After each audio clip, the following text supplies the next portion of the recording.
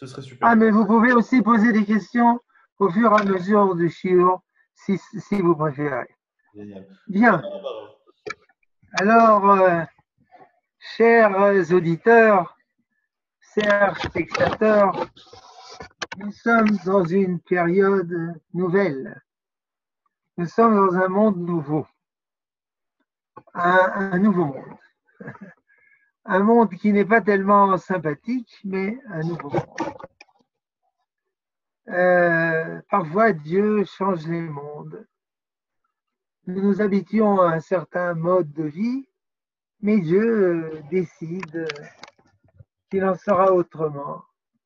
Il change la contexture de notre vie. Et nous nous trouvons dans un autre monde. Parfois, on est en Eretz Israël et parfois on est en exil. Parfois, on est en Égypte et parfois, on est dans le désert, etc. Dieu change les mondes. Parfois, on est bien portant. Parfois, on est malade.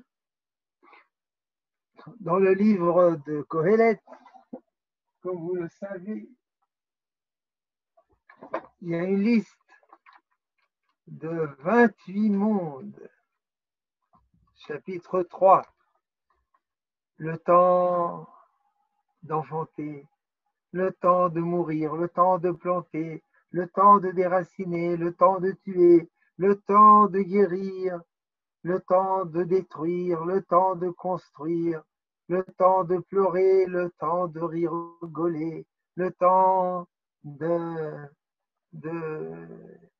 une élégie funèbre, le temps de danser, le temps de lancer des pierres, le temps de rassembler les pierres, le temps d'embrasser, le temps de s'écarter des embrassades, le temps de chercher, le temps de perdre, le temps de garder, le temps de jeter, le temps de déchirer, le temps de coudre, le temps de se taire, le temps de parler, le temps d'aimer, le temps d'haïr, le temps de guerre et le temps de paix. Mais dans tous ces temps, dans toutes ces ères, dans toutes ces époques, nous sommes appelés à servir Dieu. Et nous pouvons le servir de façon différente. Ce n'est pas à nous de choisir les temps. En général, ça ne dépend pas de nous. Nos sages l'ont dit clairement, tout est entre les mains de Dieu, sauf la crainte de Dieu. Hakol vide shamayim, chutz mirat shamayim. Donc, la réalité se partage en deux. Tout est la crainte de Dieu. Tout est entre les mains de Dieu. Et la crainte de Dieu, elle est entre nos mains. Et il y a des différentes modalités de crainte de Dieu. Si nous pouvons changer la réalité, ben, tant mieux. Si on peut, celui qui est malade peut guérir, tant mieux. Sinon, la réalité est comme elle est. Il faut servir Dieu dans cette réalité. Il y avait à Rome un esclave, Épictète. Je parle d'un esclave goy, évidemment. Parce que les goyim aussi se sont mesurés à ce genre de problèmes et de difficultés. Parfois, les réponses qu'ils ont données étaient des réponses également plausibles. Et son maître était très cruel. Une fois, il lui a tordu la jambe. Alors Épictète lui a dit, mais faites attention, mon maître. Vous allez me casser la jambe. Mais il a continué. Il lui a cassé la jambe. Non, il a dit, je vous l'avais dit, vous allez me casser la jambe. À quoi bon pleurer? À quoi bon gratter les les égratignures. À quoi bon faire de la rumination mentale? Mais son maître lui laissait 1 heure de libre par jour, afin qu'il ait de la force de travailler, et s'en servait pour aller à l'académie, étudier la philosophie stoïcienne, et quand son maître est mort, il est devenu le chef de file de l'académie stoïcienne. Et il disait la chose suivante. Sur Terre, il y a des bonnes choses, il y a des mauvaises choses. Eh bien, les bonnes choses, réjouissez-vous. Et les mauvaises choses, également, se départagent en deux. Ce que vous pouvez changer, ce que vous ne pouvez point changer. Ce que vous pouvez changer, eh bien, changez-le. Et ce que vous pouvez changer, acceptez-le comme c'est. Évidemment, c'est une attitude athéiste, alors que nous savons que tout ce qui se passe sur Terre n'est pas le fruit du hasard, mais le fruit de la providence divine. Que nous comprenions pourquoi ou non. Dans toutes les circonstances, il faut servir Dieu.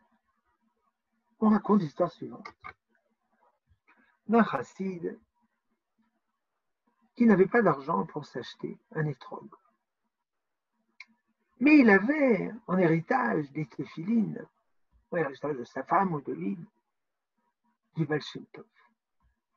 Alors il a vendu les téphilines et il s'est acheté un étrog. Lorsque sa femme est revenue à la maison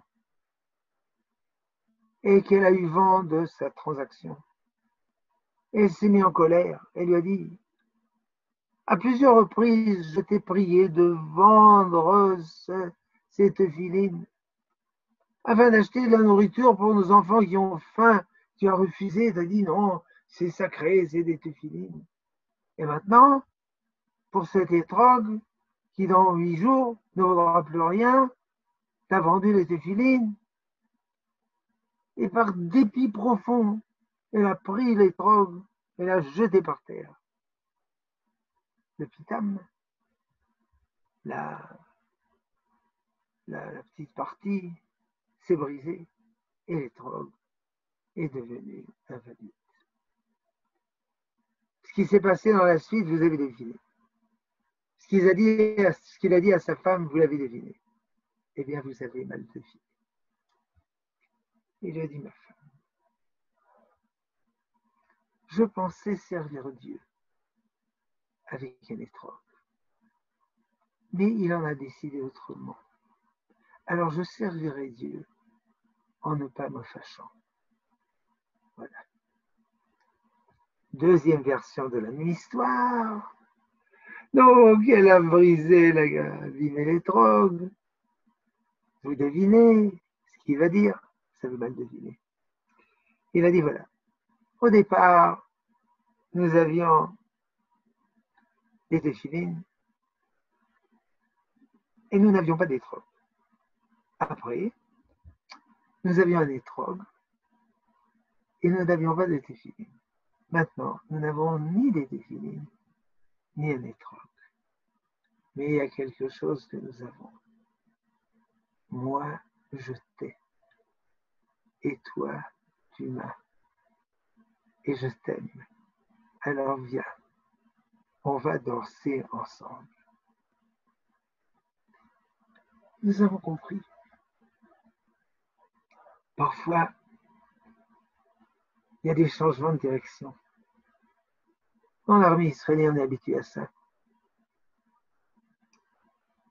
Ça s'appelle un programme roulant qui peut changer. Kol tornit basis le shinui, tout programme est susceptible de changement. Ou bien dans le Waze, Rishuv Maslul Merhadash, calcul du trajet à nouveau. Il faut recalculer notre trajet. Rien n'est par hasard. Tout fait partie de la volonté divine, mais nous ne la connaissons point. Nous ne savons pas pourquoi Dieu fait ce qu'il fait, à moins d'avoir des prophètes. Et même quand il y a des prophètes, on ne sait pas tout. Car les prophètes, ce ne sont pas des magiciens qui ont toutes sortes de trucs. Les prophètes ne savent que ce que Dieu leur dit. Yaakov Avinu nous dira 22 ans. Ne savait qu'il était prophète, ne savait pas où était disparu Yosef, car Dieu ne lui avait pas dit. Il avait dit à Yitzhak. Yitzhak le savait. Alors pourquoi il n'a pas dit à Yaakov? Parce que Yitzhak a dit, si Dieu veut que Yaakov le sache, il connaît l'adresse, il n'a pas besoin de moi. Vraisemblablement, il ne veut pas qu'il le sache. Et puis à l'époque de David, livre de Shemuel, chapitre 21, il y a eu une famine 3 mois, 3 ans, et on ne savait pas pourquoi. Et au chapitre 24, il y a eu une épidémie de je ne sais pas quoi, de peste. Et il y a eu 70 000 morts. Et Rachid, on ne sait pas pourquoi. Nous ne savons pas. Son prophète, et même avec des prophètes, ce que Dieu fait. Dans le traité Psachim 50 recto, en ce jour, Dieu sera un et son nom sera un. Alors, nos sages posent la question, et de nos jours, il n'est pas un et son nom n'est pas un? Non, car de nos jours, lorsque nous avons un bonheur, nous bénissons Atovomitiv, le Dieu bon qui fait le bien.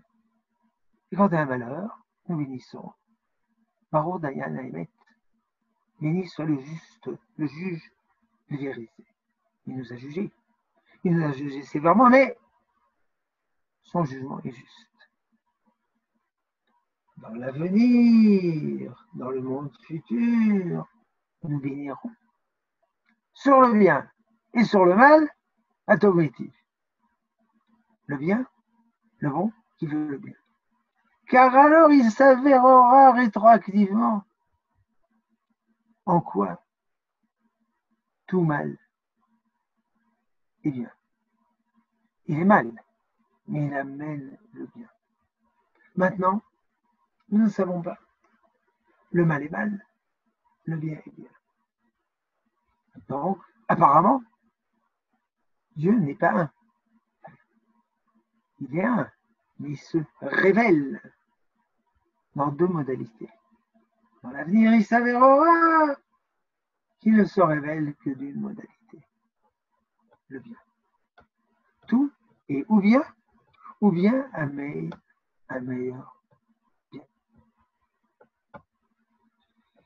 bien. Quel est ce bien? Nous ne savons pas. Pourquoi ce cataclysme nous atteint, nous et l'humanité entière? Nous ne savons pas. Vraisemblablement, à cause de nos péchés. C'est ainsi que le dit le Rambam Maïmonide dans ses lois sur les jeûnes, chapitre 1, alinéa 1, 2. Quand on a des malheurs, il faut jeûner, il faut prier, il faut faire teshuva. Faire teshuva sur quoi? Il faut se casser la tête pour savoir pourquoi. Comme à l'époque de David, on s'est cassé la tête. Pour savoir pourquoi. L'essentiel, c'est de ne pas s'inscrire au club de la recherche des défauts d'autrui. Et dire c'est à cause d'eux. Nous, on est le summum de la perfection. Mais c'est eux qui sont responsables. Parce qu'ils ont profané le Shabbat, parce que ça, parce que si. Prière de ne pas accuser autrui. mais chacun s'accusera soi-même.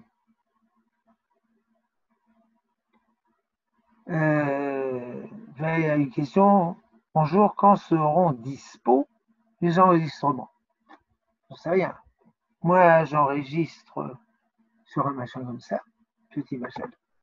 On peut les obtenir à la Sifria Trava.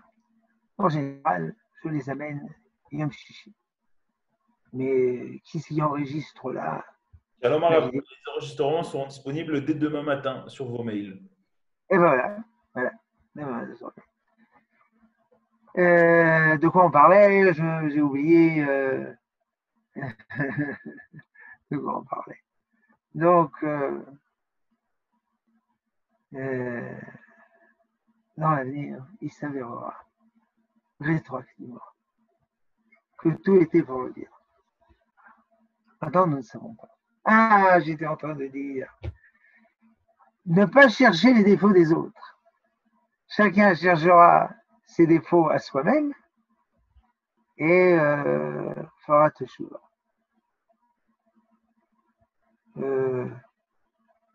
Rabbeinu Avraham ben Arambam, le fils de Maïmonide, raconte qu'une fois quelqu'un a posé cette question à son père et lui a dit « De quoi je dois faire teshuva ?» Il a répondu « De ça. Du fait même que tu ne sais pas de quoi tu dois faire teshuva. » C'est gravissime, pas possible. Chacun doit savoir quels sont les défauts et faire teshuva. Peut-être c'est la médisance, peut-être c'est la prière, peut-être c'est l'étude, peut-être c'est le respect des parents. Chacun doit faire des examens de conscience, si possible. Et c'est possible. Il a le devoir de le faire au moins une fois par jour. Alors il saura quels sont ses défauts. Et fera teshuva. Il peut y avoir également des défauts de l'humanité entière, c'est possible. Mais vous voyez que David et son époque, ils ne savaient pas. Chapitre 21, Samuel 2. Et chapitre 24, Rachid dit, je ne sais pas. Bien que, dans d'autres commentaires, il le savait. Alors comment Rachid ne le savait pas? Rachid connaissait les autres commentaires, mais il n'était pas convaincu. Et les autres étaient convaincus. Ils avaient des hypothèses. Moi aussi, si c'est ainsi, j'ai le droit d'émettre une hypothèse, tout en disant à l'avance et après que je ne sais pas. Alors, vous vous rappelez sûrement, dans le traité Gittin 56, Titus avait s'était permis des propos injurieux envers Dieu. Il avait dit, ouais, ce Dieu-là, il ne sait lutter que sur les flots. Mais on voudrait le voir sur la terre ferme. Dieu a dit, je ne sais pas lutter sur la terre ferme. Eh bien, monte sur la terre ferme et je t'enverrai une infime créature à moi. Et on va voir si tu es en mesure de la combattre. Alors, il est monté sur la terre ferme. Il y a un moustique qui a pénétré dans son nez, et qui a pénétré intérieurement, qui a pénétré dans sa tête, qui a dévoré la tête, il en est mort. Ah, voilà. L'homme moderne, il est orgueilleux. Il est ivre de ses réussites technologiques, scientifiques, politiques. Il pense militaire. L'homme moderne pense qu'il est Dieu. Il décide lui-même ce qui est bien, ce qui est mal. Ce qu'ils appellent le relativisme moral, ou le postmodernisme, ou d'autres noms. Et puis s'il croit en Dieu, ah, mais c'est lui qui décide ce que Dieu est. C'est un Dieu à l'image de l'homme. Et non pas un homme à l'image de Dieu qui doit s'efforcer d'aller dans sa voie. L'homme sait tout. Il est expert. Il est imbu de lui-même. Il est un coq orgueilleux. Alors Dieu lui dit, tu sais tout. Parce que tu maîtrises l'électricité, la technologie. Je vais t'envoyer une toute petite créature que tu peux même pas voir. Faut un microscope. Et on voit si tu es en mesure de lutter contre elle. Alors, rabaisse ton caquet, petit mec. Tu n'es encore rien. C'est pour nous enseigner l'humilité. C'est une hypothèse à moi. Peut-être qu'elle est juste, peut-être qu'elle est fausse. Mais enfin, on a le droit d'émettre des hypothèses, à condition qu'on reconnaît que c'est une hypothèse. Il ne reste pas moins que dans ce monde nouveau, nous avons également une façon de servir Dieu. Et quelle était-elle? On peut la diviser en 7 parties. Tout d'abord, la maison. La maison, c'est un des fondements de la société. Le père, la mère, les enfants, les relations d'amour entre eux. Dans le monde moderne, l'homme est souvent hors de la maison. La maison s'écroule. C'est dommage, c'est dommage. Vous savez sûrement que si quelqu'un a un impôt, un peu d'argent, soit pour s'acheter des bougies de Hanouka, soit des bougies pour le Shabbat, bougies de Shabbat, car la maison a le primat sur le nationalisme. Lorsque la maison est bien construite, sur elle, on peut construire une nation. La maison, dit le Maharal dans son commentaire du Pirkei Avot, chapitre 1, Yibétra, que ta maison soit, Nitfila 4, 5, 6, nous explique que la maison se divise en 3. Tout d'abord, c'est un havre contre les intempéries, contre le froid, contre la pluie, contre le chaud, contre les bêtes sauvages.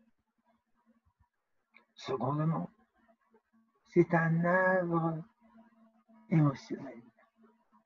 La société, parfois, elle est méchante, elle est cruelle.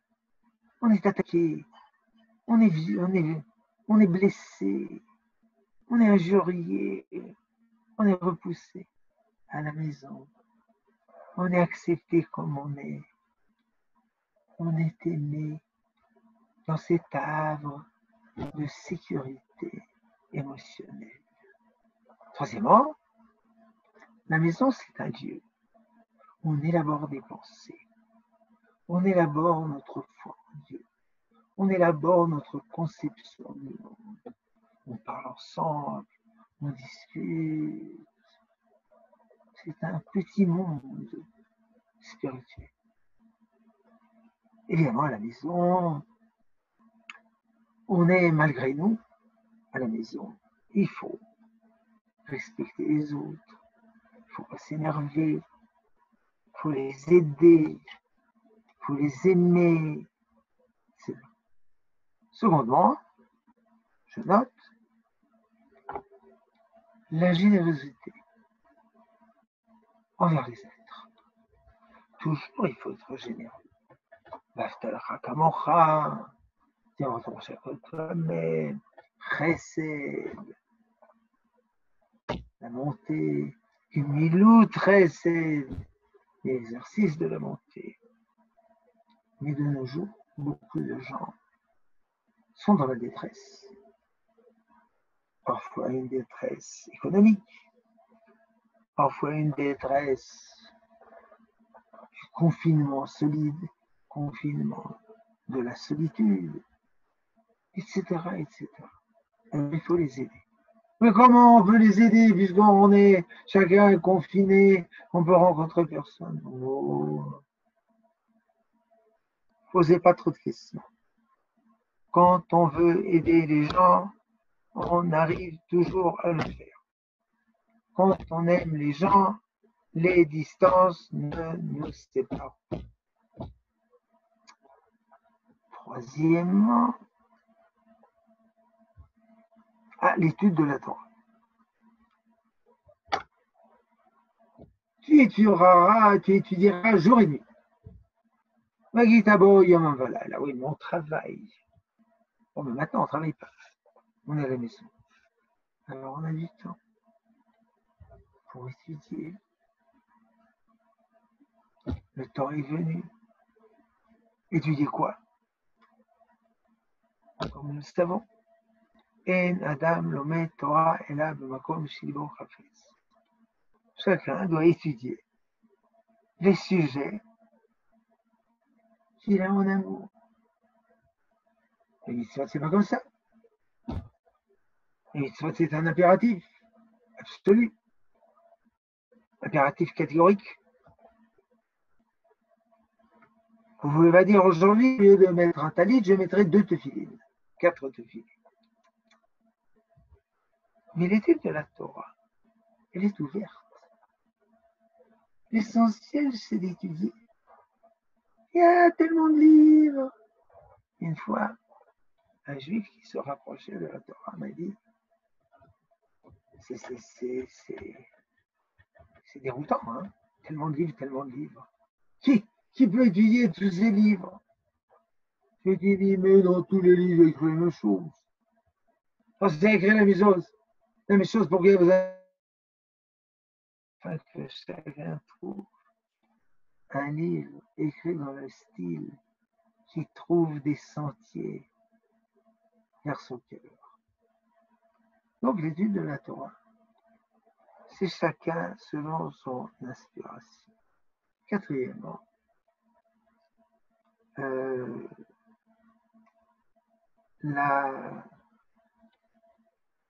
l'estime.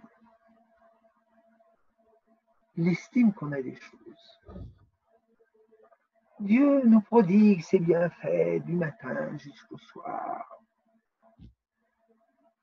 Mais comme on est habitué, on cesse de le remercier. Ça va de soi. On devient une âme habituée. Il est pire qu'une âme perverse, c'est une âme habituée, disait le poète. Et bien voilà. Eh bien, ce à quoi vous vous êtes habitué, et maintenant, vous ne l'aurez pas. Alors vous apprendrez à l'estimer. Comme Maïmonide le dit dans son livre Guide des égarés. Vous savez pourquoi on était 40 ans dans le désert? Afin d'apprendre à estimer Eretz Israël, avec ses jardins, avec son agriculture, avec ses fleurs, avec ses maisons. Car souvent, l'homme n'estime que ce qui lui manque. Donc voilà, il nous manque plein de choses maintenant. Eh bien, c'est l'occasion de les estimer. Cinquièmement,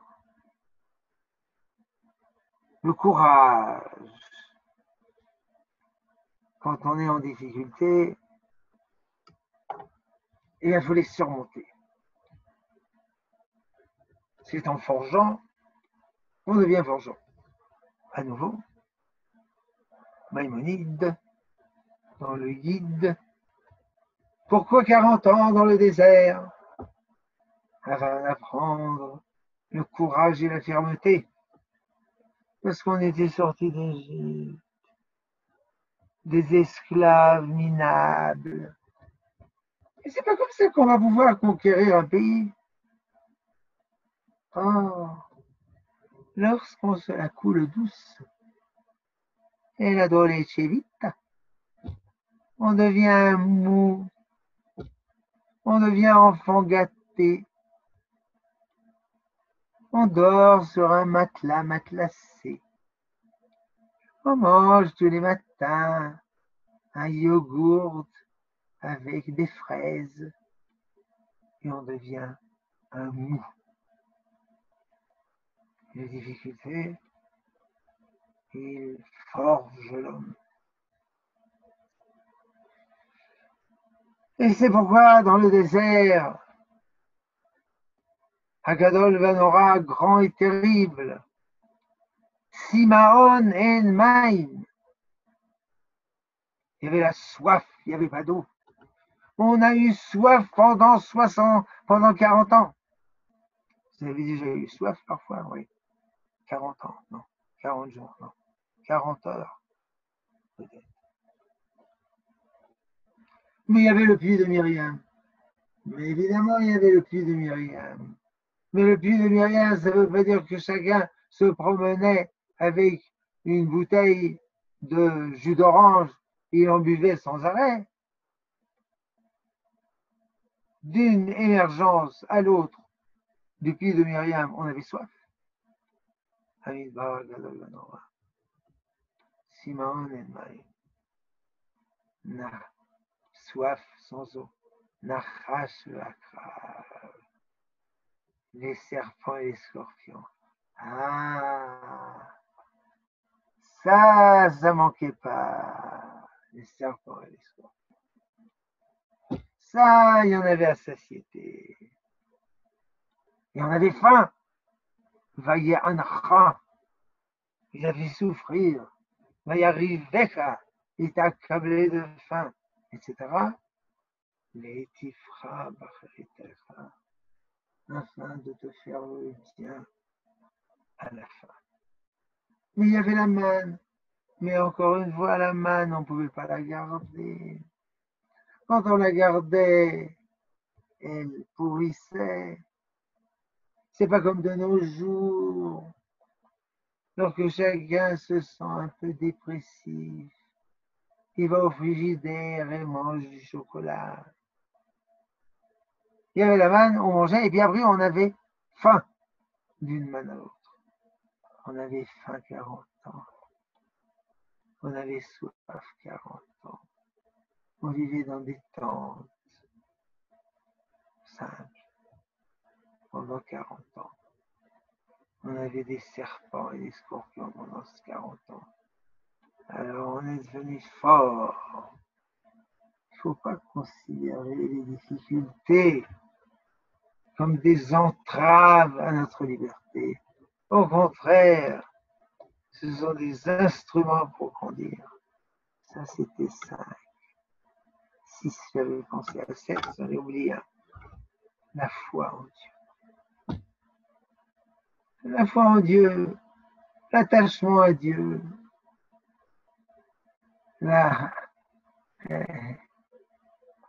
le fait d'être enveloppé de la présence divine.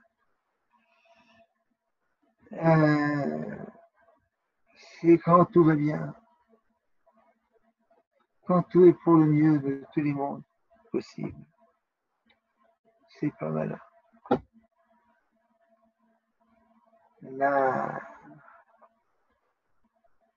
L'épreuve, la mesure de la foi, c'est en difficulté.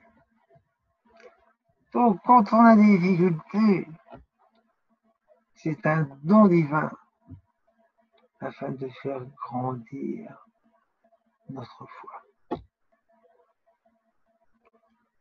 C'est ça, ce sont des cadeaux de service divin que nous recevons grâce à ce problème. Combien de temps durera-t-il? Nous n'en savons rien. Est-ce que ça sera la fin du monde? Non, ça ne sera pas la fin du monde. Mais il se peut que nous ayons un prix à payer. Un prix économique, c'est sûr. Et nous avons déjà commencé à le payer. Mais peut-être y aura-t-il d'autres prix. Nous n'en savons rien. Nous n'avons pas de prophète. Nous avons des instruments scientifiques, statistiques, plus ou moins, pour connaître l'avenir. Bien, et bien, quelques mois. Combien c'est quelques? J'en sais rien. Il y avait un Hottentot qui comptait 1, 2, 3, beaucoup. Ouais. Je ne sais pas si c'est 3 ou beaucoup, mais il faut s'y préparer. En tout cas, nous pouvons nous consoler que par rapport à d'autres pays, dans l'État d'Israël, nous sommes bien préparés. De ce fait. Évidemment, tout n'est pas pour le mieux, on aurait pu préparer un peu mieux, mais en gros, les médecins font du bon travail. Tout tous nos honneurs aux médecins, aux infirmières, aux médecins femmes, aux infirmiers, aux physiothérapeutes, aux ergothérapeutes, à tous. Il y en a déjà 2500 en confinement, dont 1000 médecins. Ah. Ce sont des gens dévoués. Ce sont des gens dévoués. Voilà. Souvent, on les mésestime. Ouais, le même problème. Maintenant, tout le monde les estime. Nous ne savons pas. De telles choses, semper ignorabimus. Ignorabimus. Toujours. Nous ignorons. Mais nous nous réorganisons. Le peuple juif, il est expert pour se réorganiser dans toutes les circonstances. Sinon, on n'aurait pas pu survivre dans l'exil. On serait dans un exil. On s'arrange à nouveau. On sait improviser. Autre exil, on improvise. Autre exil, on improvise. On est expert en impromptu. Il y a une blague avec un petit parfum antisémite. Il y a un bateau qui coule. Alors le capitaine dit, toute la cargaison d'orange à la mer. On la bête à la mer. Il coule encore. Il y a encore quelque chose à jeter ici. Ah, un nègre. C'est un être humain, ça? Non, à la mer. Il coule encore. Il cherche encore quelque chose à jeter. Un juif. C'est un être humain, ça? Non, à la mer. Après quelques jours, on attrape une baleine. On ouvre la baleine. Le juif est assis sur une pièce d'orange. Il vend des oranges au nègre. Et là, une affiche. Lévi continue. Dans toutes les circonstances, le sens mercantile juif arrive à subsister. Bon, c'est un peu antisémite, mais on a compris le principe. On arrive à s'arranger dans toutes les situations. Si vous ne savez pas comment le faire, vous pouvez me demander dans un chat. Chat, c'est un chat. Un chat, quand on ne sait pas répondre, on donne sa langue au chat. Quand on jette un chat des hauteurs, il tombe toujours sur ses pattes. Ah, je vois qu'il y a des questions. Si une personne n'aime que la Emouna et pas la Gemara, doit-il se forcer? Non. Un homme doit étudier ce qu'il aime. Mais il peut s'amener à aimer la Gemara. Comment? Petit à petit.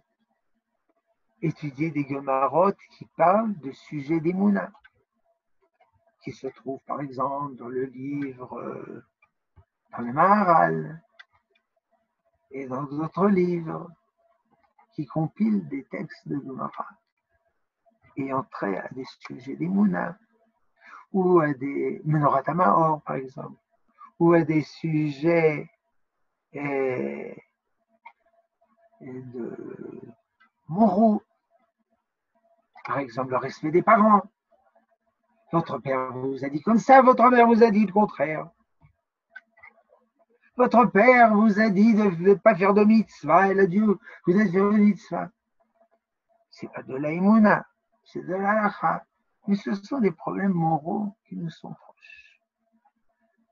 C'est l'évolution de simplifier la vie. Je me comprends la question. Peut-être que la question signifie que le corona, Covid-21, nous force à simplifier notre vie. C'est possible.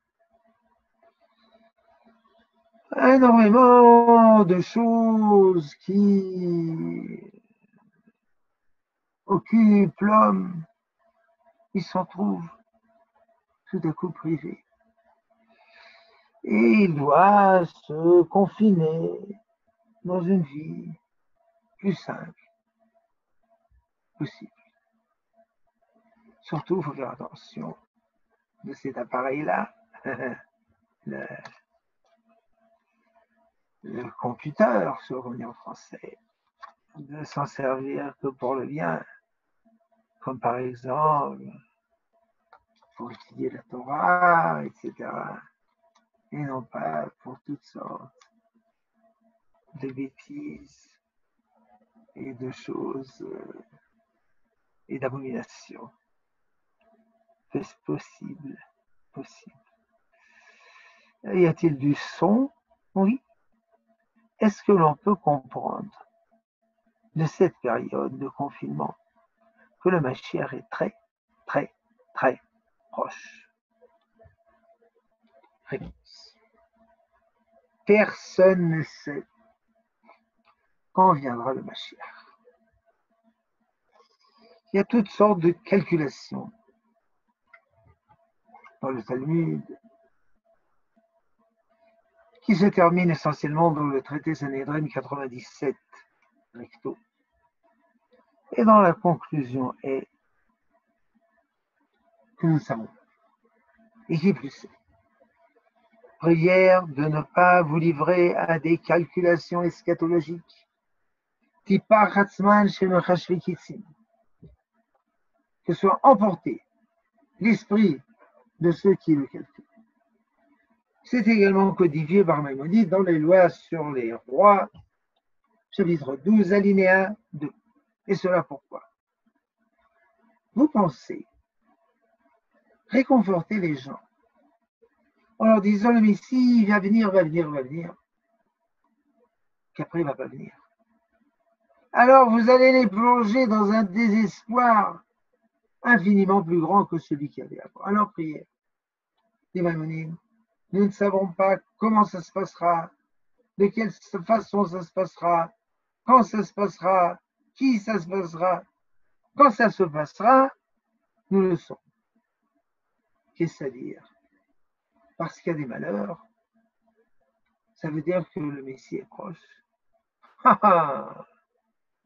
Si vous saviez combien on en a eu des malheurs. Les pogroms Tatou 903, les croisés. Les pogroms Tarveta 19, 1648, Khmelnytsky, des centaines de milliers de juifs. Et le Messie n'est pas venu.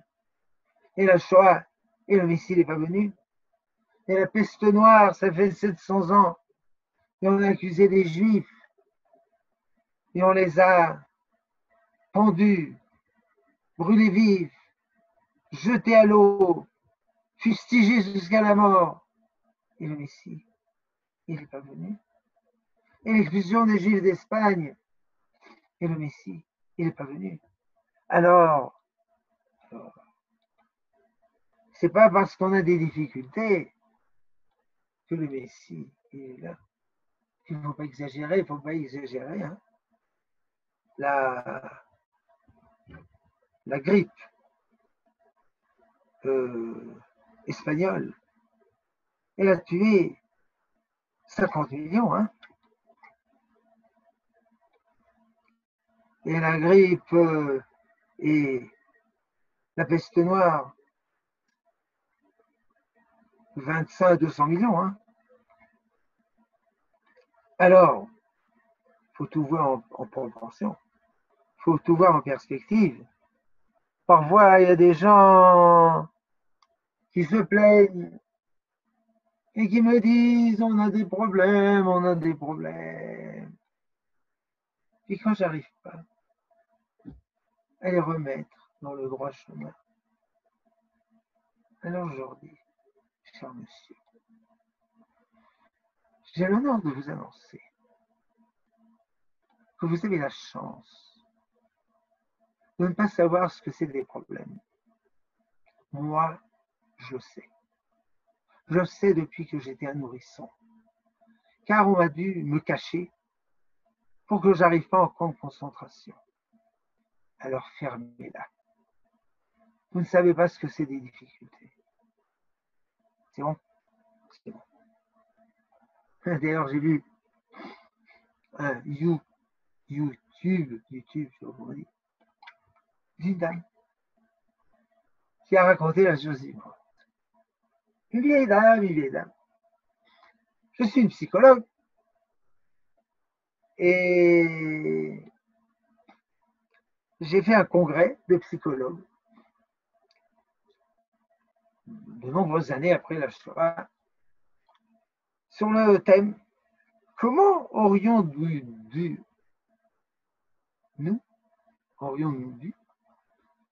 réconforter les rescapés de la Shoah. Évidemment, quand on est sorti des camps de concentration, on n'a pas eu de psychologue, on n'a pas eu d'assistante sociale, on n'a rien eu. Mais si on en avait eu, eh bien, qu'est-ce qu'ils auraient dû dire?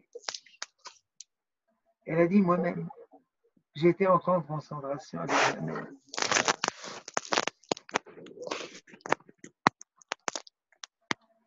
Donc, si c'est le bruit, s'il vous plaît, je ne sais pas d'où ça vient. Avec Dalphison, tu peux éteindre ton micro. Elle dit moi-même, j'étais une petite fille en camp de concentration avec ma mère. Et ces gens, les nazis, autorisaient une mère avec un enfant à garder un menu objet. Alors ma mère a gardé 2 morceaux de chocolat. Et puis elle avait une copine, maigre. Et elle était enceinte. Évidemment, on ne le voyait pas tellement elle est maigre. Mais elle a commencé à mettre au monde. Et toutes les femmes étaient sûres qu'elle allait mourir, qu'elle ne pourrait pas tenir bon. Alors ma mère m'a regardé dans les yeux. J'ai dit d'accord. Lui donner le chocolat, d'accord. Tu ne regretteras pas. Non. Elle a donné le chocolat. Elle a mangé. Ça lui a donné un peu de force. Elle a mis au monde une petite fille. On l'a enveloppée avec des chiffons. Elle a survécu 6 mois. Après 6 mois, les alliés sont venus, ont libéré et tout s'est arrangé. Voilà. Donc, elle a fait son discours, et puis un après l'autre, les psychologues ont conféré. Et puis, il y a une dame qui est montée sur la scène et qui a dit, je suis psychiatre. Je suis la petite fille qui est née grâce à vous. Alors, je suis venue vous remercier. Elle a mis sa main dans sa poche, a sorti 2 morceaux, 2 cubes de chocolat et lui a donné. Vous comprenez ce que c'est la force de tenir bon dans les difficultés et de ne pas être un pleurnichard professionnel à demeure.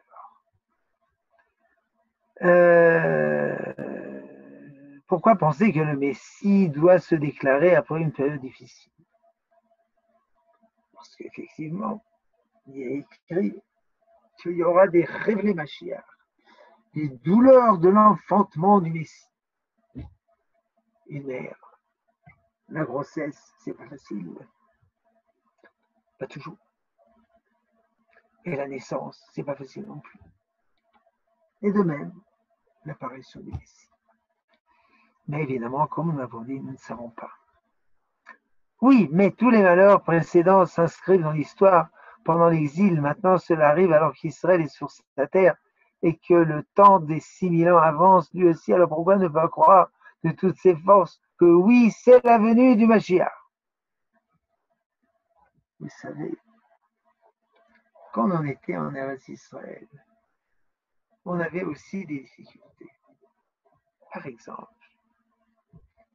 depuis Yoshua ben Nun jusqu'à David, on n'avait pas d'État. On était sous domination philistine. 300 ans. C'était pas drôle.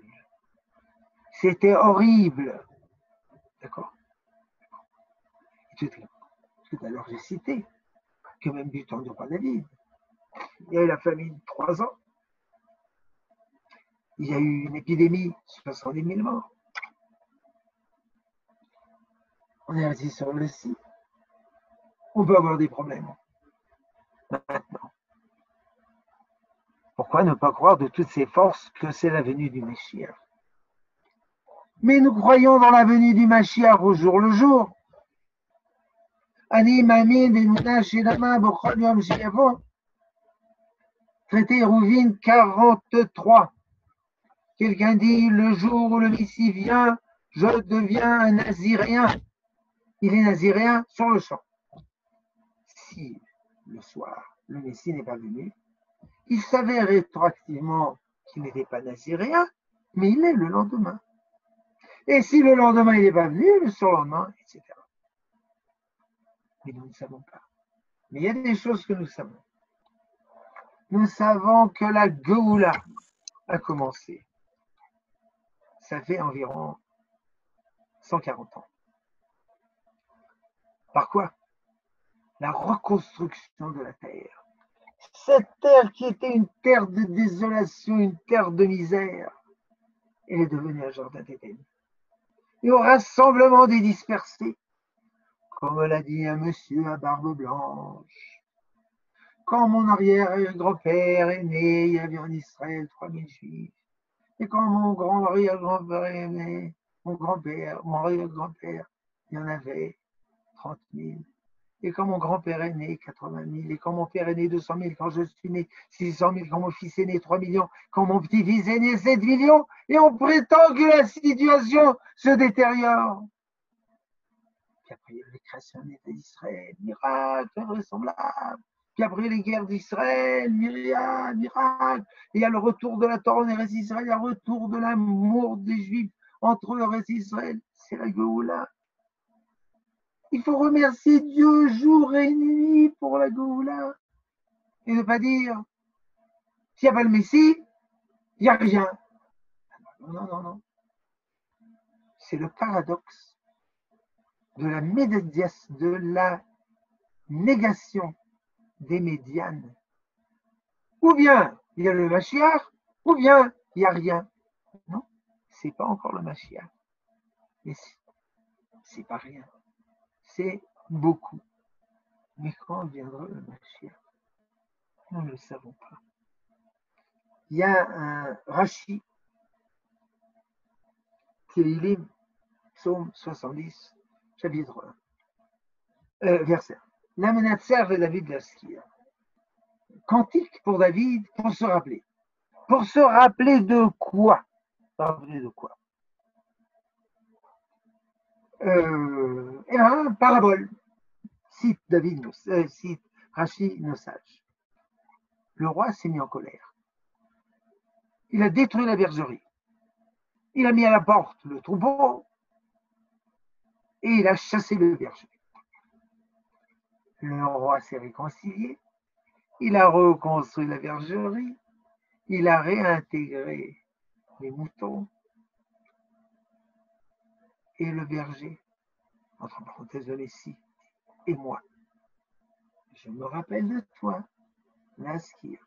Autrement dit, d'abord, on reconstruit la bergerie, et après, on réintègre les moutons, et après viendra le Messie. Les moutons, c'est nous, et nous, sans le Messie. Hein, on a quand même fait du bon travail, hein, sans le Messie.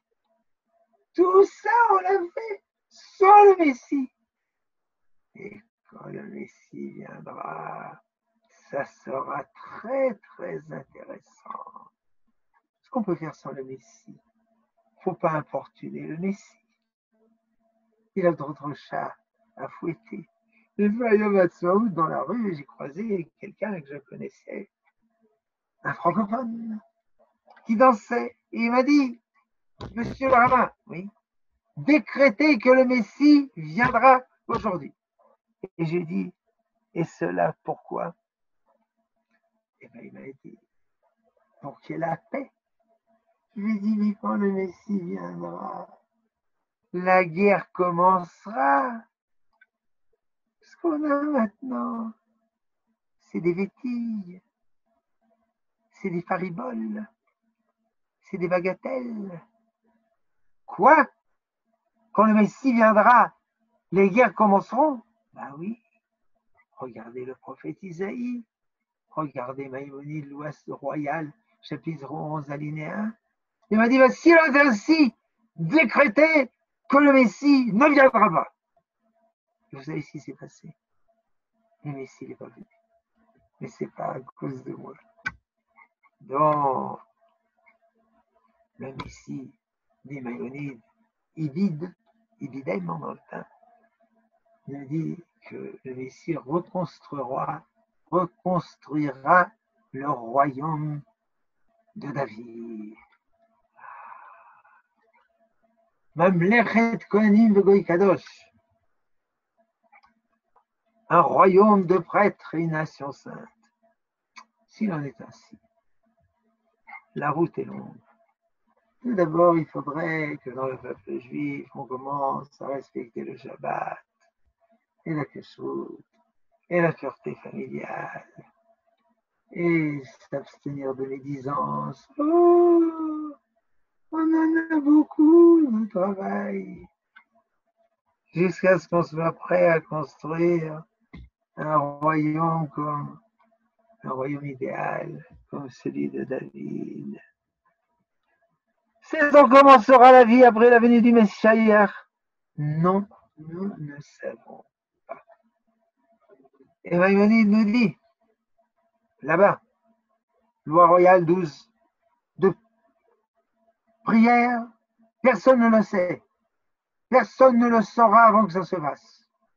Et il ne faut pas s'occuper de ça. Il ne faut pas s'occuper de ça. Pourquoi? Il ne le dit pas, mais c'est très simple. Parce qu'on risque de se mettre martel en tête et quand le Mashiach viendra, de le rater.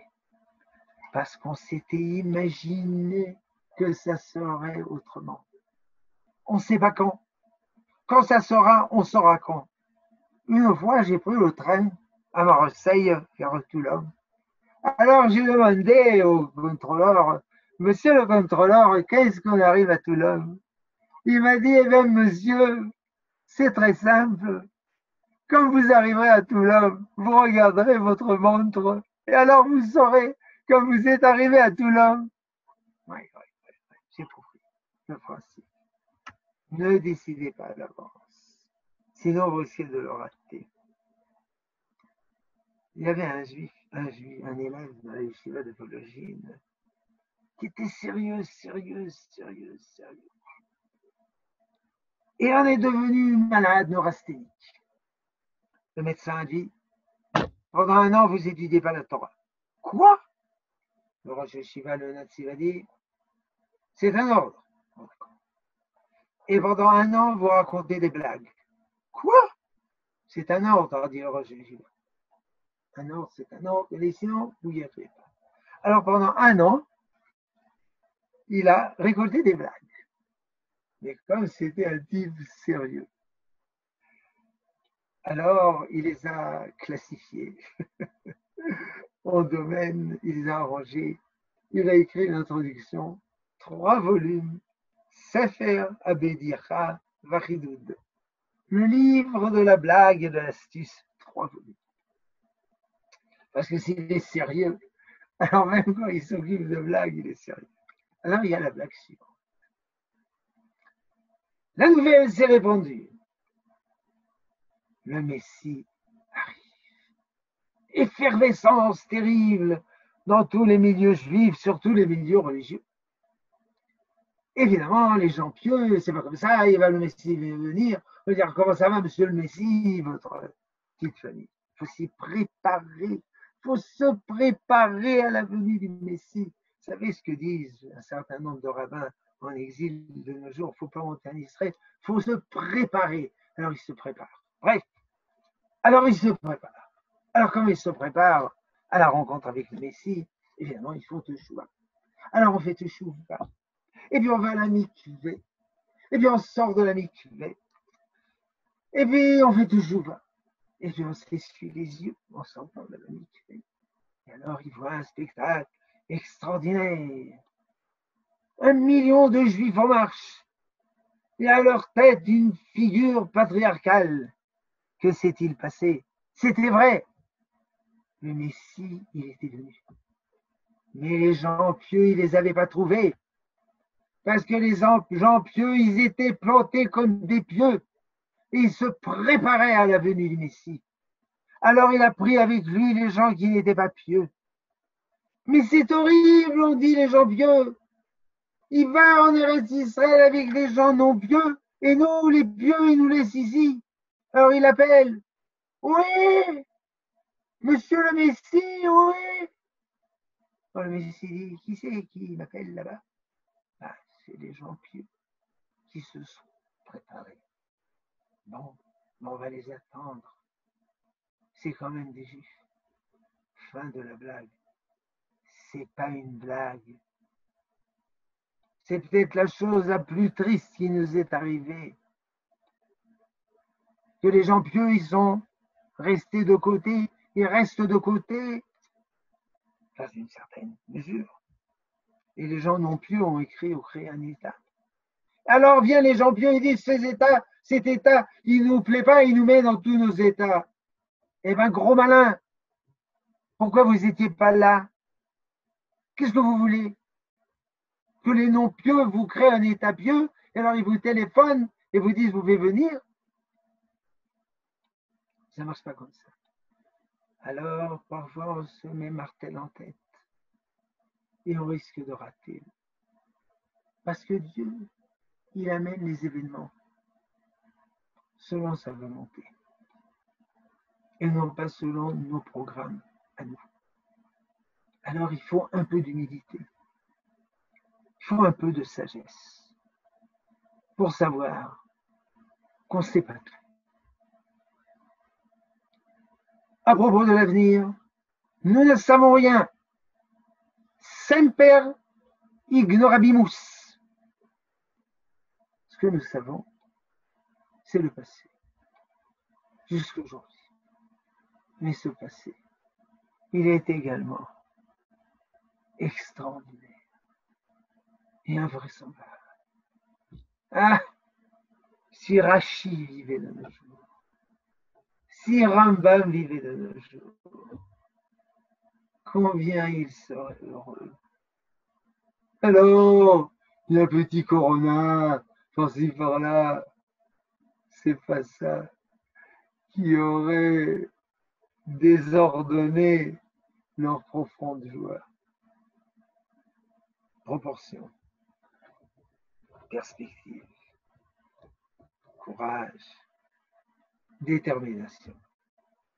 Bien, j'ai assez parlé, j'ai trop parlé. Que Dieu vous bénisse, que Dieu vous donne de la force, du courage, de la détermination de la foi en Dieu, nous avons surmonté des difficultés beaucoup plus graves et ces difficultés, nous las surmonterons également et nous en sortirons encore plus renforcés avec l'aide de Dieu. Shalom. תודה רבה, הרב. Que Dieu vous bénisse. Étant donné que je suis Kohen, alors je vais dire une Birkat Kohanim.